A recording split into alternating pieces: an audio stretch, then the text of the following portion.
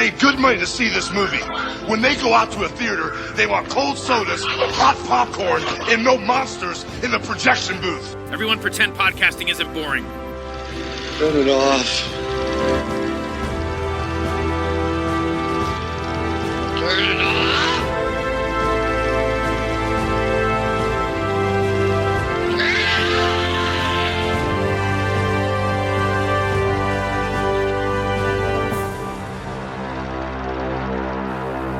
So listen, fellas, been a long ride.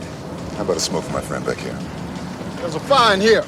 Stop the car! Stop the car! Riverbend, Georgia, 1966. A timeless community where nothing changes. There'll be some trouble if you come to town this morning. Buggers, I'm warning you! You can't just go on killing Negroes. Times are changing. 3 Vietnam combat heroes, falsely accused of war crimes, are hiding out in Riverbend. It's just a place to stay for a few days, that's all. But you can't stay here. We're only a mile from town. Listen here, I don't have time to play. Where's the gun? Now, we all know what happened to Marcus. Now, there's the example of a man going to the law. And God damn it, look what happened to him. Now come on out here, boy. I want to talk to you. I'm doing the talking. I'm gonna take care of this now. There's only one way to solve this problem, and that's to put a bullet in his head. All right, goddamn it, get back. Oh, I swear I'll kill him. I don't ever want to hear the words boy, nigger, or colored used again. Understood? I'm talking about our way of life. You sound like we're about to have a revolution. Only one man can teach them to fight. Next time we meet, the town will be ours. You people are now our hostages. We really don't know what the situation in the town is. We can't get close enough to find out. We get word from you that you have located the hostages. We're going to roll over that front line.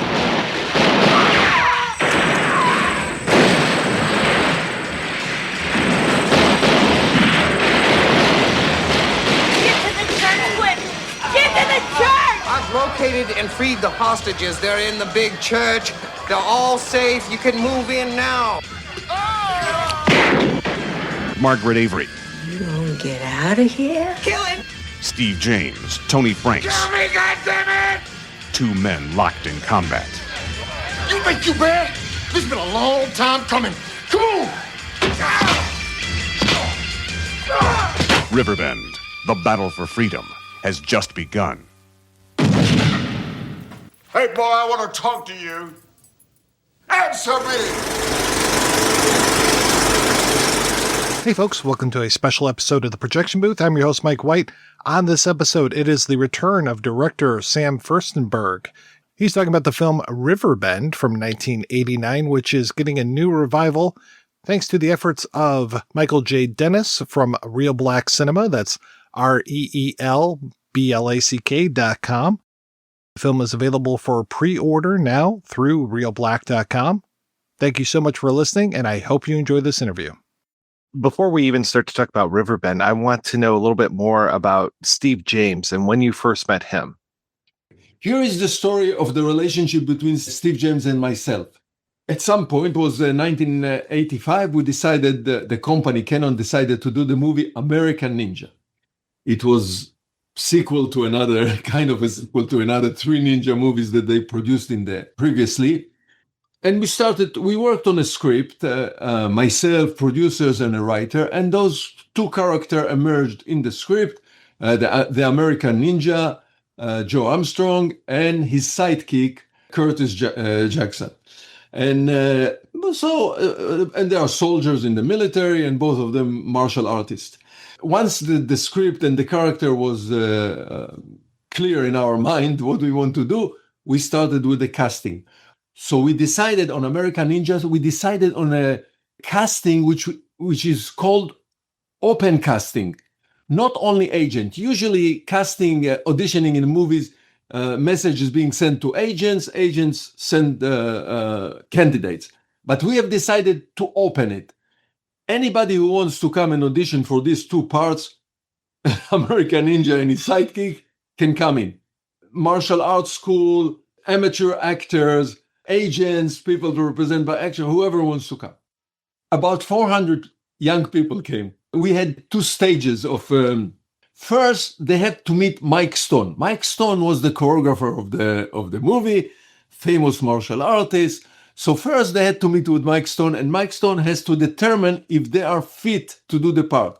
As I said, they didn't have to be necessarily martial artists, because if somebody fits, and Mike Stone can teach them the moves, etc. So first they had to go to Mike Stone. If Mike Stone approved, they moved to the second room, which was to meet me, the casting director, what lines, etc., etc. The process of choosing American Ninja was lengthy, took a couple of stages, but the part of Jackson, I must tell you, Mike, when Steve James walked into the room, he was built like an atlas. What a build. And he came and he introduced himself, and I asked him, "Are you a martial artist?" He said, "Yeah, he was a martial artist, Steve James." Probably we talked a little bit, and maybe we read some lines together. I don't remember that much. And I knew right there and then we don't have to look any farther. This is Jackson. This is the character we are looking for. Probably the company made an offer, money offer. I don't know how this side of it goes. And he accepted it, and we liked him right away, even before we had the finalist American Ninja. So this was Steve James. Now, Steve James, in a low-budget movies, as you know, we don't have time, or we don't have usually budget. There's no time for pre-rehearsals to meet and read the scripts. Usually we don't. And I was already sent right away to the Philippines to start to prepare. Once we also chose Michael Dudikoff. The second time I saw Steve James was in the Philippines, in Manila, when he arrived. And this was the first time also that he met Michael Dudikoff, and Michael Dudikoff met with him. The chemistry, as we know today, was fantastic. And, this duo of American Ninja and Jackson, Armstrong and Jackson worked fantastically. So, I mean, when the movie did well and the company, Mike, we did not do American Ninja #2 right away after Ninja #1, but rather we shot the movie, we filmed the movie Avenging Force in between them. And Avenging Force also called for a similar situation in New Orleans, political. So a black candidate for city and Michael, the hero. So it was perfect. So Menachem Golan actually gave me the script and asked me, "Do you think, can you read this script?" It was while we were mixing the sound. One day Menachem Golan came to the mixing stage and he gave me this script. I didn't know anything about it. At that point, I did not know that Chuck Norris already rejected this script. and he said, "Can you please read it and tell me if this script is good for Michael and Steve?" Because by then they already saw the chemistry.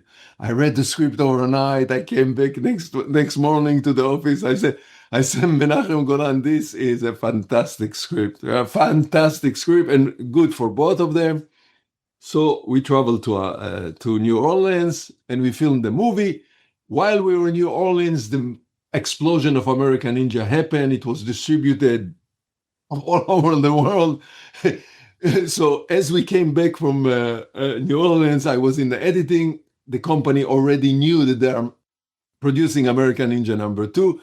The day after we finished the sound mixing with the music, the next day I was already on a plane on my way to South Africa to prepare for American Ninja #2.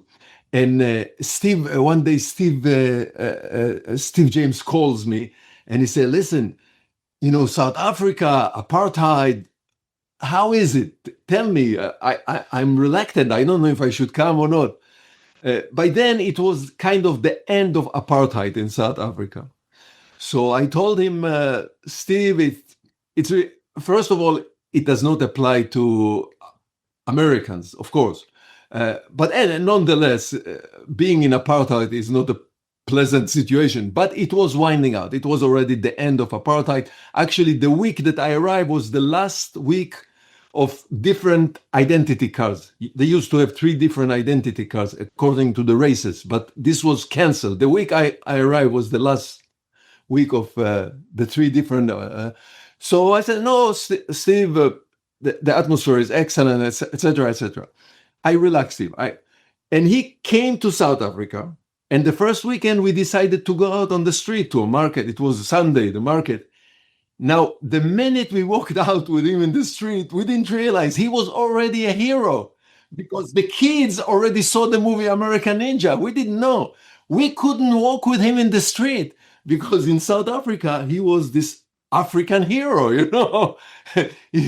I mean, American, but nonetheless, for them, it was this African hero. We just couldn't walk with him in the street. He was mobbed by the children, the kids who just saw the movie American Ninja. So this was, and so we became, it was friendly. We were, you know, we lived not far from each other here in Los Angeles. During the time we were in South Africa, he married an Israeli, his wife, Nava, was an Israeli. So there was a lot of common between me and Steve James. We liked the same type of movies. We were crazy about Akira Kurosawa movies, both of us. And so there was a lot of common, and we became very good friends. But, you know, sadly enough, as you know, he passed away too young, too early. How did Riverbend come about? So those 3 movies are out. You know, big deal, American Ninja 1 and 2. Riverbend was not as successful as American Ninja by any means, but maybe I directed few movies in between, 1 or 2. One day I received from my agent a script. It was called The Night of the Eagle before Riverbend. Night of the Eagle, big script, 160 pages, 180 pages. And I read it, just, you know, offer through my agent. Somebody send you a script. I didn't know anything about it. They want you to read it and see if you would like to direct it. I read the script. I'm dying to direct this movie. This is fantastic material, unbelievable. And so I gave my positive, affirmative. I want to do it. And I had a meeting. It turned out the producers are from Texas. It's money. It's the investors from Texas. Producers are from Texas. And my agent told me they will come to Los Angeles to meet with you. And indeed, they came. There were 4 producers, 2 couples. And they came to Los Angeles. They came to my house. We arranged a meeting in my house. And while we were talking, they wanted to sense me out if I understand the material, I guess. And then how do you know about me? So they saw the movies, especially Avenging Force. They saw Avenging Force. The writer, he was more knowledgeable. The writer-producer, Sam Vance, he saw the movie. And the movie deals with white supremacy. It deals with the racial subject, Avenging Force. And then they turned to me to say, do you think you can bring in Steve James? We want him for the lead part. I told him, I'm sure Steve James will be more than happy to do this script, this movie. He will be more than happy. So it was, we parted, and then I learned through my agent that they want me to direct the movie. They want to cut a deal, and at the same time, they want me to bring in Steve James into the project. And I don't remember the detail. I contact Steve, gave him the script. Of course, he was very, very happy to do such a... Little they know, they didn't even need me. They could have contacted him directly, because for him, this movie was... And this was the initial contact between me and the producers of Riverbend, eventually Riverbend. At the time, it was Night of the Eagle. And that's how we started to work on the project. Mr. Dennis, I would love to get a little bit more. Well, I'm a filmmaker by trade, but I have a YouTube channel called Reelblack TV. And a little bit before the pandemic, I started uploading movies that I thought were falling into the digital divide, because we promote Black film in Philadelphia. Things that if they weren't preserved or shared, they would be forgotten. And one of those movies happened to be Riverbend, which is a movie that I didn't really know that much about until I met a gentleman named Charles Woods, who's sort of my mentor. He does many lectures on the channel about Black film history. And it was one of his favorite films. In fact, he had 5 VHS copies in his collection. Right. So that alone impressed me. Like, why do you have so many copies? We had this at the video store. We had like 1 copy. Why do you have 5? And he said, watch it and you'll understand. Right. So when I saw it for the first time after, being tutored by Charles, I understood this is a very special film. It's one of the few films where Black characters have agency over their own fate. Most of the films made up until that point, and even to today, that have Black themes or majority Black cast, there's always some white savior or some sort of character where they don't really get to determine their own fate. Even a movie like, say, Queen and Slim or Juice, the characters meet their fate through accident as opposed to deliberate decision. And that it just seemed like this was one of 2 movies that I can think of, and I know a lot about movies, that show Black people standing up for one another, teaching one another what they know to empower themselves. It's this movie and one from 1973 called The Spook Who Sat by the Door. It's a very important film to me, and I wanted to share it. I had it on a YouTube channel, and about a year later, it's 2019, well, about a year and a half later, I get an email from Sam. The header is like, I am Sam Firstenberg, director of Riverbend. So I'm about to open it up and I'm like, oh, this is going to be a cease and desist. I'm ready to take it down. And he said, no, you're doing this film a great service. It was produced independently and it needs all the exposure it can get. And from there, we started talking about how the film was made. How does this movie even exist? And we started to talk, and in the process of our conversations, a 35 millimeter print shows up as a listing on eBay. And at the time, I'd never bought a 35 millimeter print of anything, but I knew this was important. It might be the only print that exists, is what I was thinking. So I put a bid on it and we won.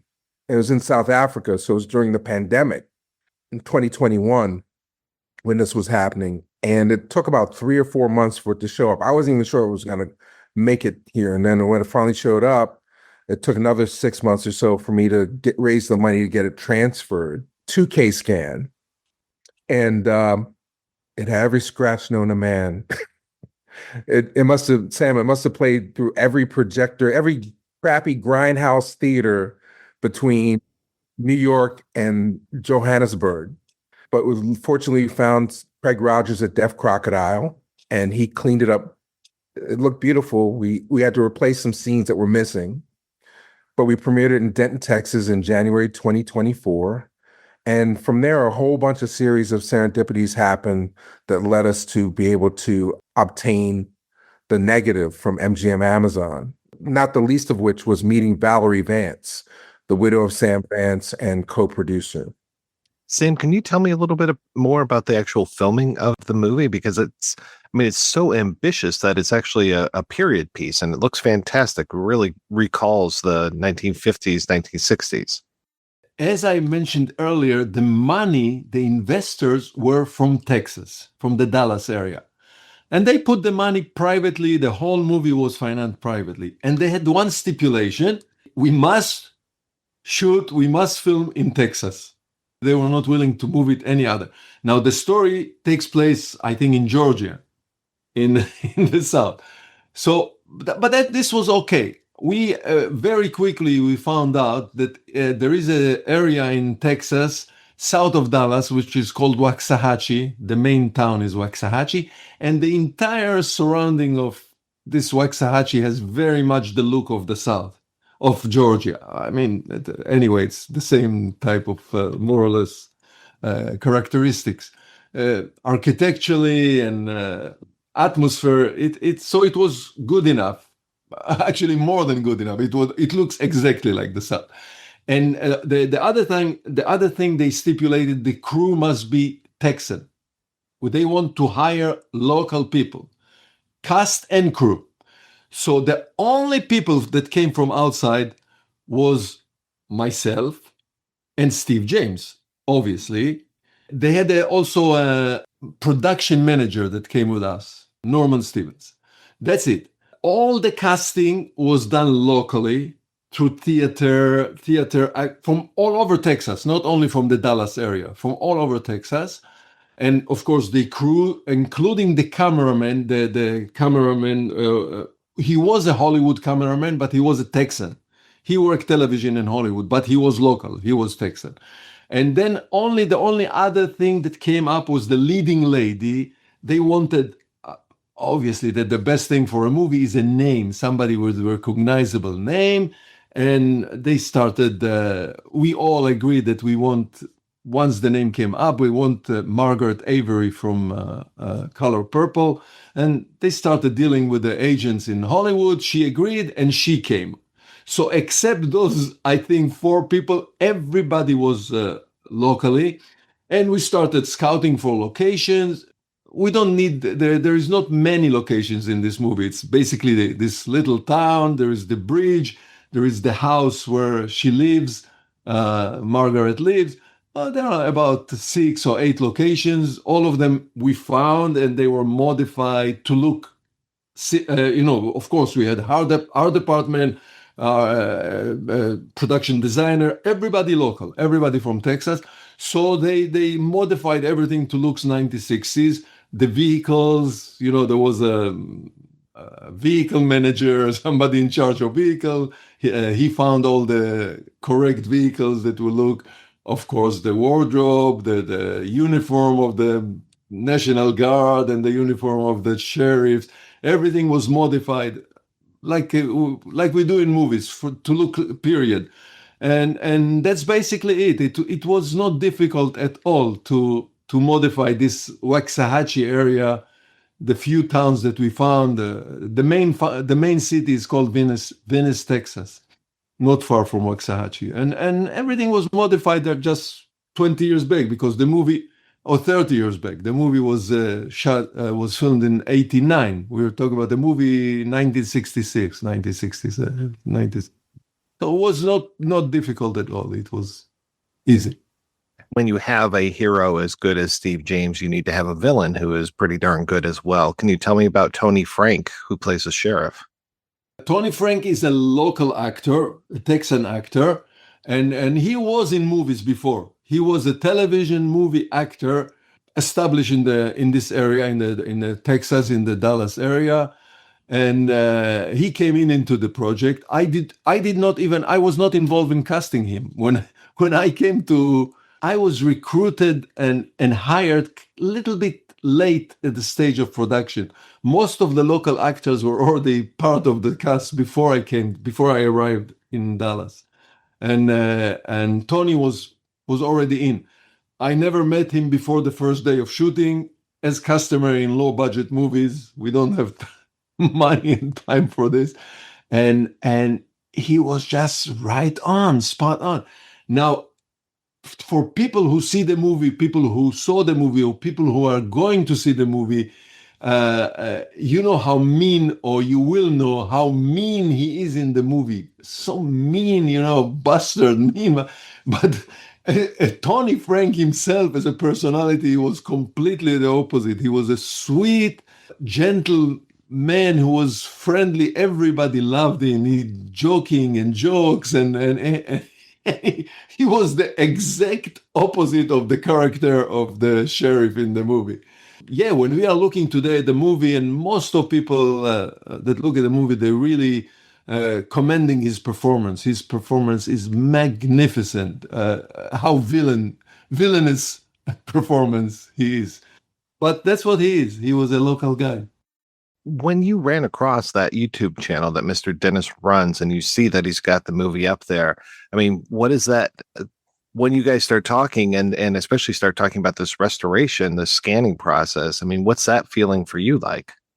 The movie was distributed by Paramount, as a matter of fact. Big company, Paramount, major distribution company. But they had very few prints never screened in the West Coast. I hear that there were a couple of screenings in the West Coast, in Texas and in New York. That's what I hear. Never in the West Coast. And then they distributed the movie. They came up with VHS cassettes for the rental business. And the VHS cassette was of a very poor quality. I must say that the visual quality of the cassette was really, really poor. And I had one copy. And the movie disappeared. After initially, so I don't think they printed, or they copied too many cassettes. There were very few cassette, rental places that had it. Very few. And with no campaign, they didn't put any campaign, nothing. They just threw the cassettes to the stores. I had one copy. Probably they gave me one or whatever. They sent me one. And it was contractually, they had to give me one. So Paramount sent me one. Now I remember. They sent me one copy. And the copy was, as I said, poor quality. And this always bothered me, movie disappearing like 1 month, 2 months after it's coming out, completely disappearing from the market, from the knowledge of the knowledge base, nothing. And this thing bothered me for many, many years. I said, what can we do? At some point, I took this VHS cassette and I digitized it. By the time we had computers, at that time there was no home computers and there was no internet, of course, no YouTube. So at some point I took it to digitize it and I loaded it to my YouTube channel. And I said, let's see what happened. Let's see if anybody, usually when you load a copyrighted material or a material that has a contractual distribution, immediately the complaints are coming within day. So I said, I'm going to upload it and let's see what happens. And no complaint, nobody, nothing. And one day while I'm searching or Googling, I see somebody else. I realize there is another copy of Riverbend in the internet. I follow this route and I arrived to reelblack.com or Reelblack TV. There are a couple of channels of Reelblack I never heard about before. So I start to investigate. I look who they are, a website, etc. I said, this is a kind of an institute, kind of organization which are restoring and restoring Black cinema, Black history cinema. So I just wanted to thank them first. The first thing I said, I wrote a little letter. I didn't know Mike Dennis, just a general, reelblack.com. Thank you very much for loading, doing this. I did, I recognize, I identify myself, like Michael told you.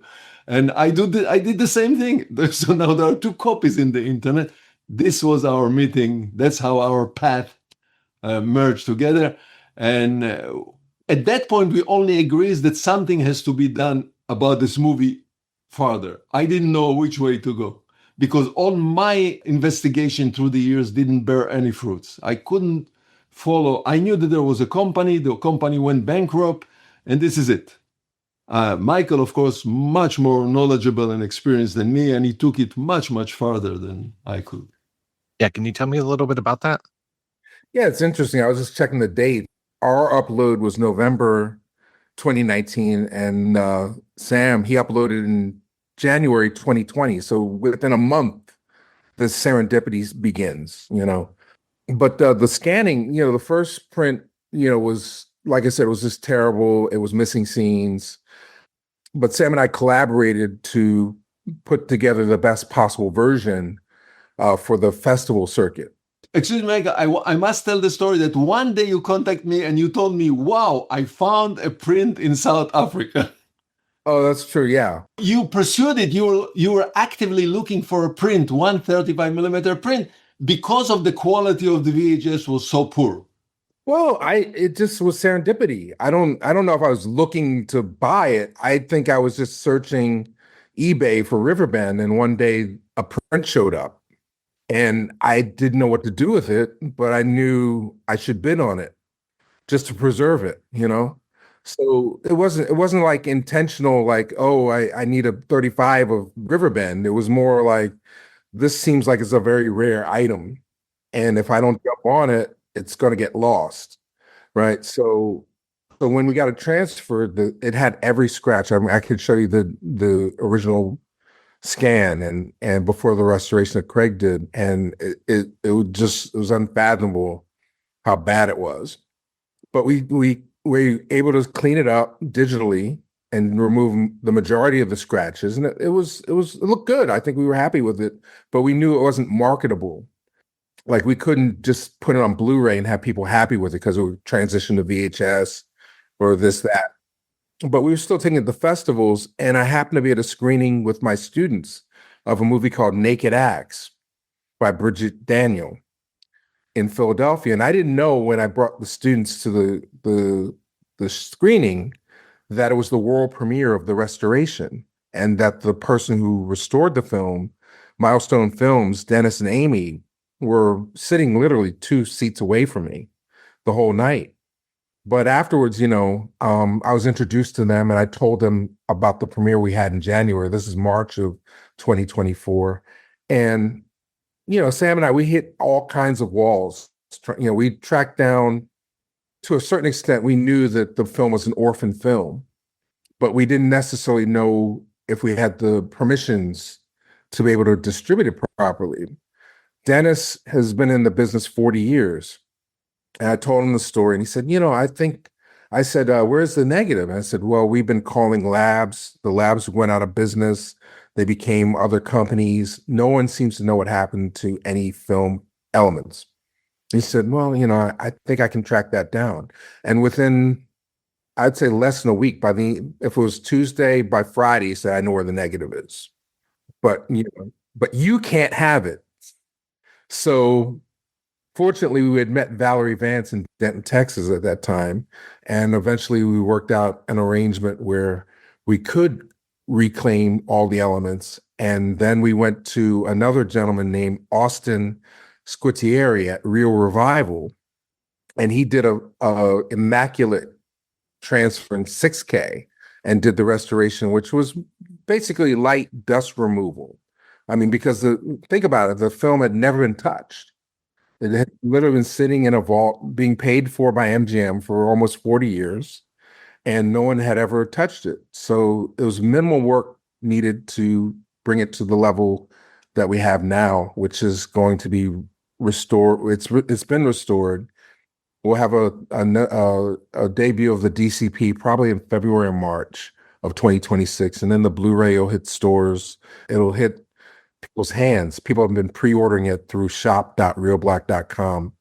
It'll be in their hands on Juneteenth, 2026. Tell me about the screening that you guys just had, and what was that print that you showed? We found one print that had never been played, and it premiered at the Aero Theater on October 14th, 2025. Presented by the American Cinematheque. It was amazing. Julius Tenen, who's one of the co-stars, along with Margaret Avery and Alex Morris, were there, and Debbie James, the daughter of the late Steve James, were there, along with Sam, to participate in the panel. And then we had a big surprise. Julius is married to and it has a production company with Viola Davis, and she does such a great gesture by coming out and giving. Literally handing Margaret Avery a bouquet of white roses. And that surprised the whole audience, and everybody's like, wow, this is, so the spirit was great the other night. What excited me most was just to be, I would say, of all the things that we've done for Riverbend to bring it back to life, that night was the best. And this whole experience was the best because it's almost, and Valerie Vance couldn't be there, but just hearing the stories and seeing how much they love one another, everybody has been amazing for me. I mean, that's the joy I'm having right now. It's rare anyway to see a 35mm print screening nowadays. There are a few places, revival houses in many cities around the country. American Cinematheque are trying to show movies in 35mm print. Not always. Sometimes it's a digital screening. And Mike and me, we went to few screenings. They were all digital screenings. We didn't have a print with us. So we went to a Denton Film Festival, the Denton Black Film Festival in Texas. We showed the movie digitally, beautiful. and there were missing scenes. In the digital print that we had, there were missing scenes. And then we went to another festival in Boston, right? Roxbury Film Festival and also.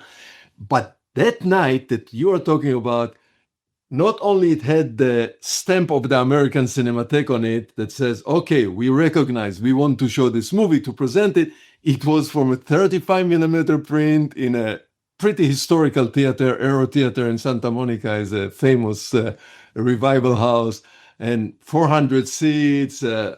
So you see the movie running like the way we used to see it when we were kids, or you youngsters, with the grains on the screen. And all the scenes, there were no missing scenes. So all the scenes, all the missing link, the scenes that we didn't see before, some like 6 or 7 scenes that were missing, everything was there and it all makes sense. Beautiful, glorious colors from a brand new print. It was the very first time the movie played in Los Angeles, and it was the very first time in over 35 years that the entire film was projected on celluloid in front of an audience. It was quite... Yeah. Michael, one more thing that occurred to me after we saw the movie. There was a very important scene. It's a meeting of the heads of the little town, Riverbend, the segregated town, mayor, etc., and the other important people in the town. And the sheriff, which is an evil sheriff, bigot sheriff, he comes into the meeting. And he claims that things are changing. We are too reluctant about our black population of the town. And some of the people in the meeting tells him, Sheriff, times are changing, because this is 66 during the civil rights movement. And he rejected this idea that times are changing. And maybe this print that we found in South Africa was there during the apartheid. They couldn't show a scene like this. There is a white people who are rejecting apartheid, So maybe, perhaps, Michael, they cut out this scene because it was censored. My understanding is in 1989, this is Chris Poggiali, who has a book out called These Fist Break Bricks. He's also a researcher. He did a lot of research for us. And he said that in 1989, all American films were contraband.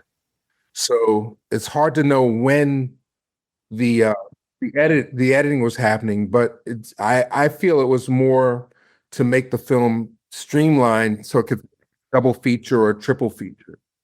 But yeah, we don't know when it was cut or who cut it or why. What kind of reactions are you guys getting at these screenings? I'm so curious. The beauty of Riverbend is that it's a period piece, right? Even though, the music is very 90s, it's set in the 60s, and it's dealing with an issue that's still relevant to today. And it was relevant in 1989.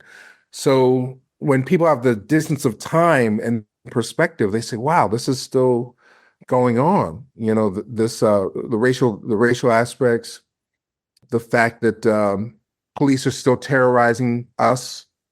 Very few movies offer a solution. So this, I think, gets people thinking in terms of how can we empower one another to face some of these issues that continue to this day, the racial oppression, the suppression of all voices right now. But yeah, it's been tremendous. I've not heard, when people have a chance to see it, they kind of expect like Rambo with Black people. And what they get is a little bit more. And I think it turns on a switch in the audience's mind that they weren't expecting to have to turn on. But Sam does it in such a way where it's entertaining and you get a little bit of message. You know what I mean? The movie was finished 1990, let's say. Yeah, 1990. And it was out there. 1990 were kind of quiet time in racial tension, the way I remember it. So the movie was, okay, you are telling us a story about the civil rights movement time, 1966. That's fine. Yeah, it still exists today.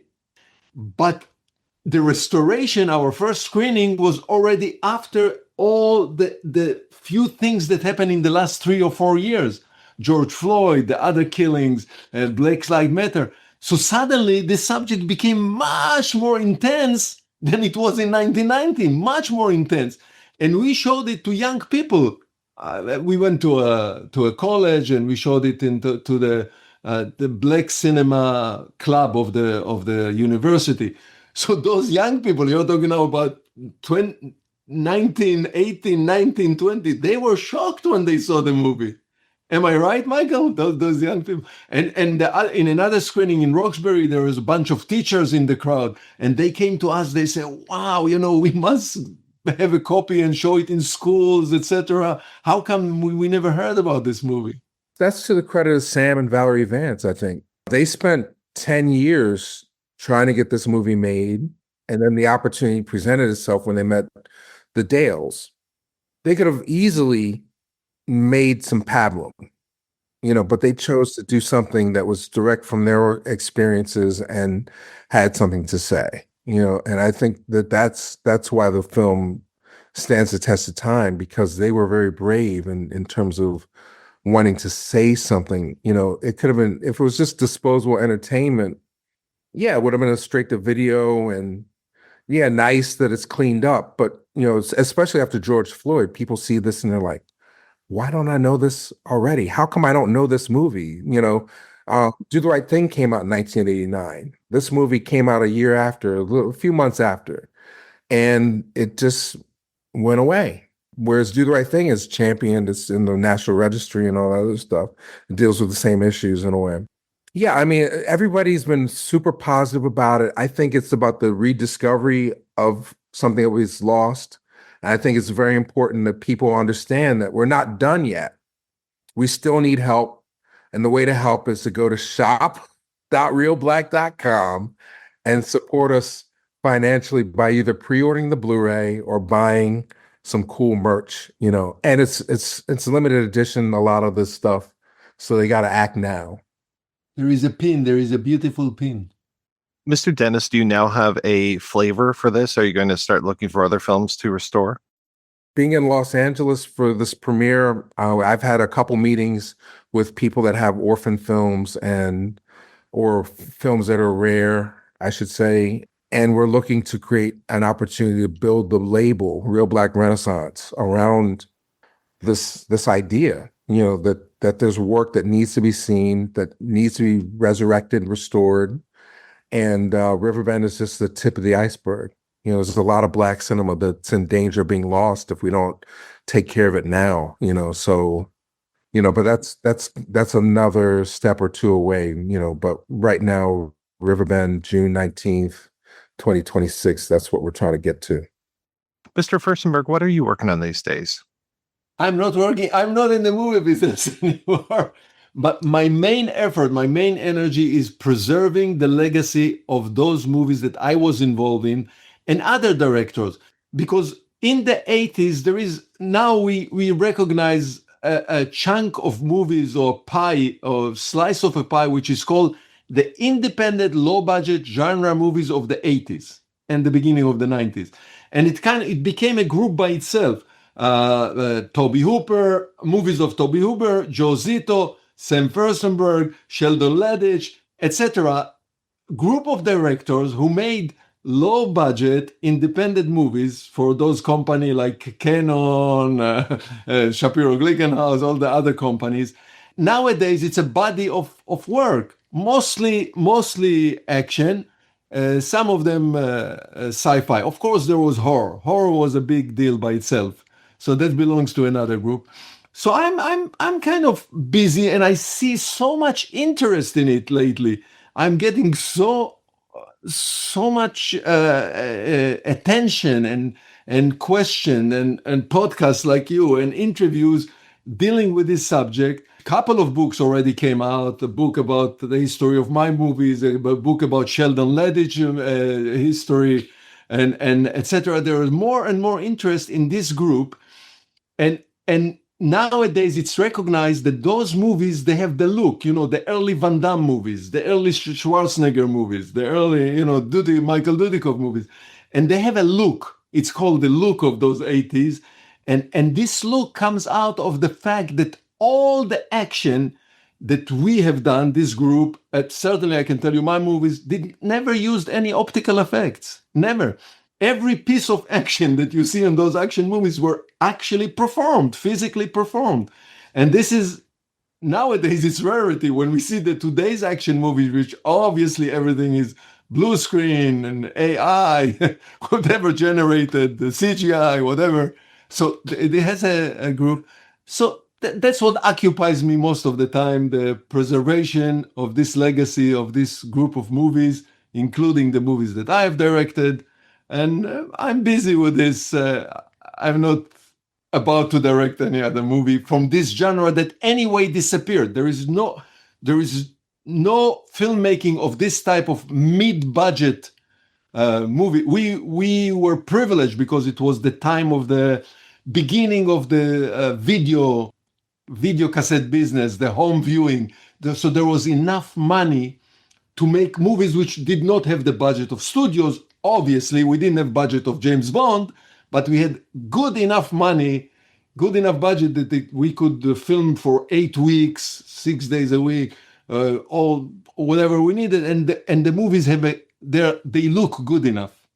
So this was this group. So that's where I put my energy.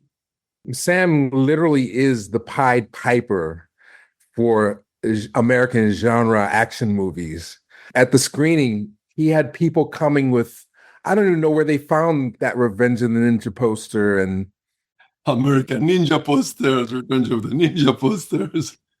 I mean, they come from miles around and to experience this, and we want to bring this one to people's homes, in the best possible way. So if you're watching, send an email to Reelblack Inc., ReelBlackInc @live.com. Let us know that you watch Mike White, and the first person to do so, I'll send one of those enamel pins. This is not your only gig restoring incredible films and taking them around the country. Can you tell me a little bit more about your organization and what you're doing for the community there in Philadelphia?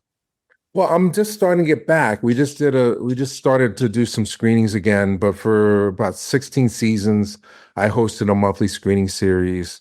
Then the pandemic hit. Right before the pandemic, we stopped the series because of, just aging out of the audience, and more people were wanting to see things at home.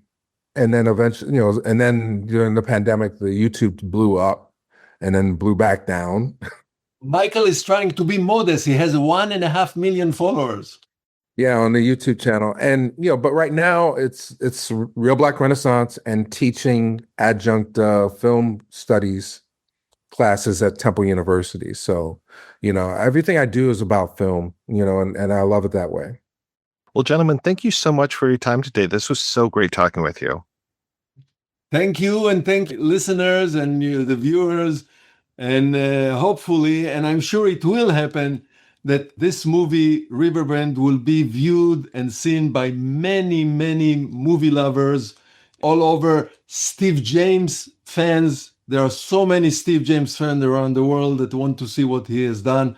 Sam Firstenberg followers, movies. But in general, I'm confident that this dream is about to be materialized. Once the Blu-ray comes out and streaming eventually, this movie will be seen the way it deserves to be seen by many, many people around the world.